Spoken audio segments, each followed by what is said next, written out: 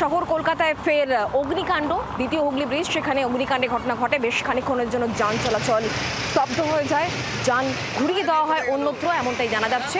কারণ বেশ খানিকক্ষণ বাদে কিন্তু আগুন নিয়ন্ত্রণে আনা সম্ভব হয়েছে।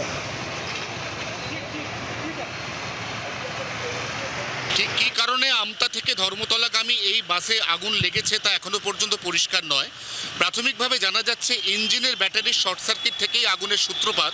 চালক এবং কন্ডাক্টরের তৎপরতায় বাসে সেই সময় থাকা 20 থেকে 25 জন যাত্রীর প্রত্যেককেই নিরাপদে নামিয়ে নেওয়া গেছে। অতএব হতাহতের কোনো খবর নেই।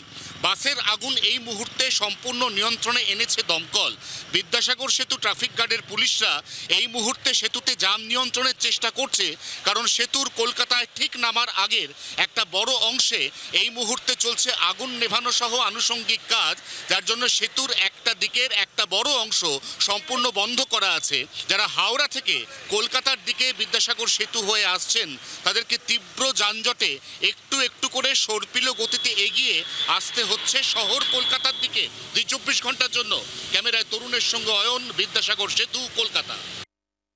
প্রথম সান্তাগাছি থেকে আমরা একটা স্মেল পাচ্ছিলাম যে কোনো একটা টায়ারের কোনো গন্ধ বেরোচ্ছিল এই ব্রিজের নামার কাছে।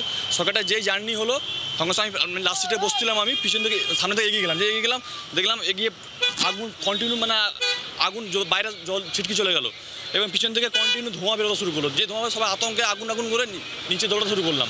নেমে যে দেখলাম এত পরিমাণে ধোঁয়া, কোনো চান্সই দিল না, সময় দিল না, পুরো আগুন লাগতে শুরু করলো। 25-30 জন যাত্রী ছিল, একদম 25-30 জন যাত্রী ছিল। আমরা নেমে গেলাম।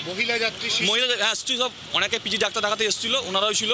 ওনারা আতঙ্কে সব তাড়াহুড়ো করে নেমে, তো আমরা আবার ফায়ার ব্রিগেড ফোন করলাম, পুলিশে ফোন করলাম। বাংলার আওয়াজ, বাঙালির আবেগ, জি 24 ঘন্টা।